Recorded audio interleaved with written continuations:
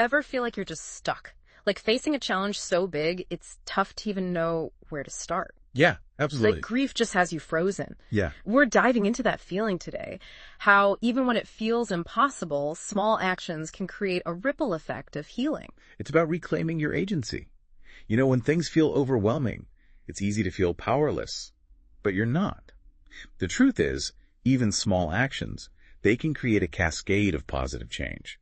I love that. Reclaiming your agency. And that's what this article, The Ripple Effect of Doing, Navigating Grief with Transformative Steps from Director's Corner, it's all about that. Yeah. Packed with practical advice on how to navigate loss and begin to heal. Practical hope. I like that. Equipping you with tools, not just platitudes. Exactly. Like instead of the waves just crashing over you, it's giving you handholds to navigate them. Yeah. And it starts with a simple analogy, a pebble in a pond. It's amazing how such a simple image can really encapsulate such a profound truth. Just think about it.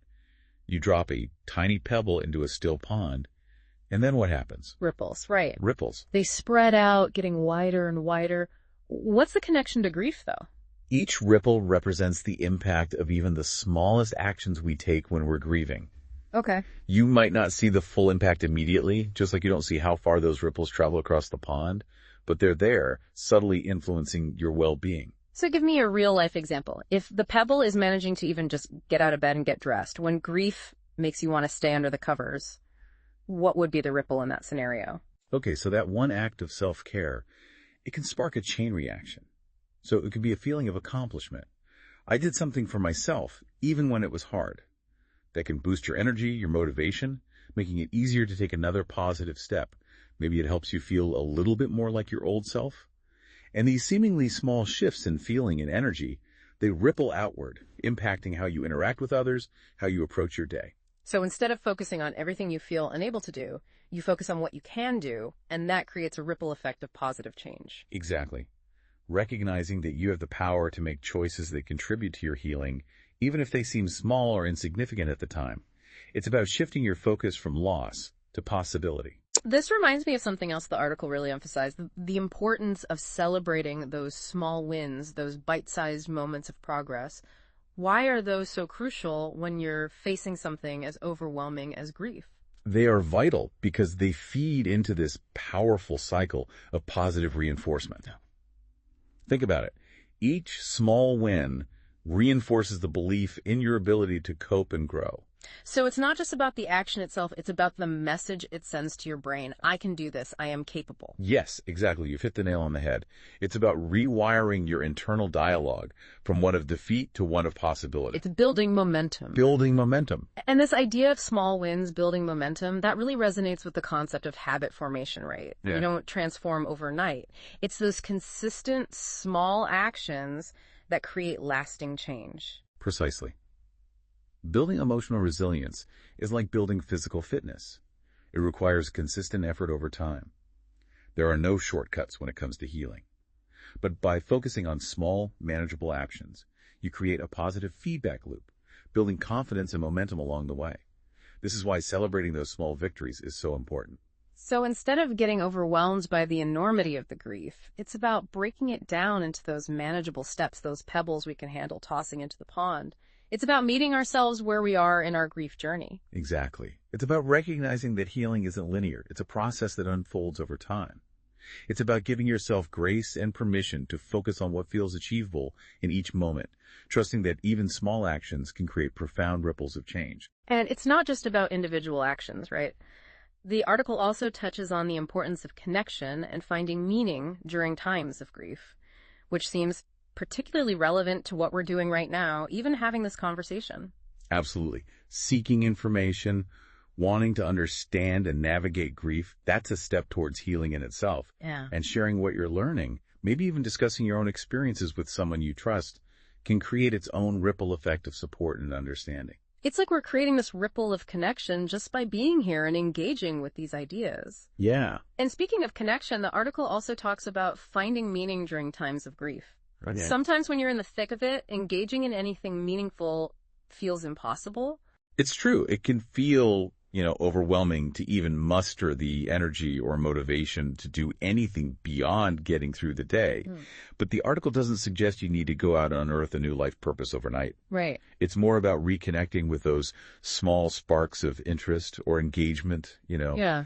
those glimmers of light that remind you of the beauty and potential that still exists in the world. So it's not about finding this like grand new meaning of life after a loss, but rather about reconnecting with what makes you feel even a little bit more alive again. Precisely.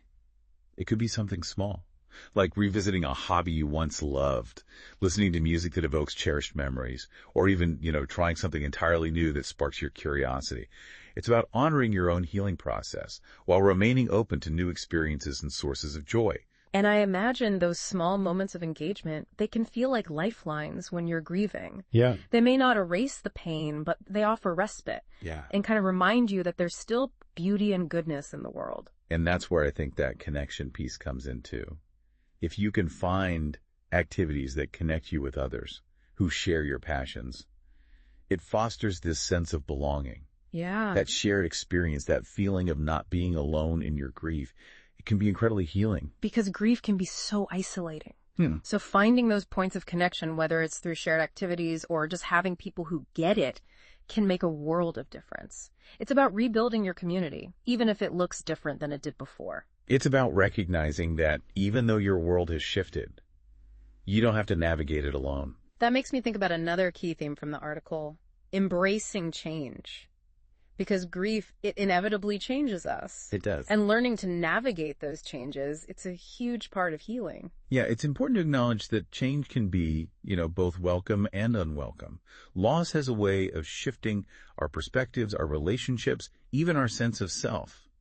It's natural to resist these changes, to yearn for things to go back to how they were. Especially when those changes are painful or they challenge how we see the world and even ourselves. Yeah. It's like facing another layer of grief on top of everything else. It is. It's about recognizing that change is an inevitable part of life.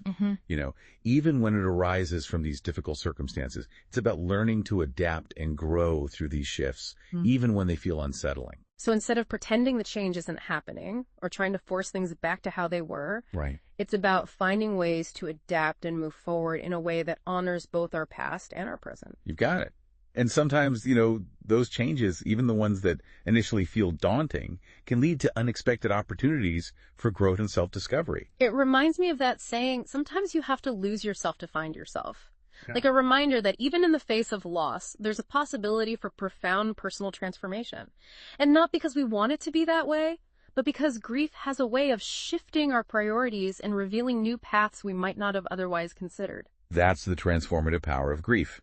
It's not about erasing the pain or forgetting. It's about integrating the experience into the fabric of who we are, allowing it to shape us, sometimes in unexpected ways. This whole conversation highlights the immense courage it takes to navigate grief and loss. It's not passive. It's an active choice to keep showing up for yourself, even when it's hard. Absolutely. It takes a remarkable amount of strength to face those powerful waves of emotion, to, keep putting one foot in front of the other, even when the path ahead is unclear. And sometimes, that strength means recognizing when you need support and reaching out for help. The article emphasized that too, seeking professional support when you need it. It's crucial, I think, to normalize the idea of therapy and counseling, particularly in the context of grief. Asking for help is not a sign of weakness.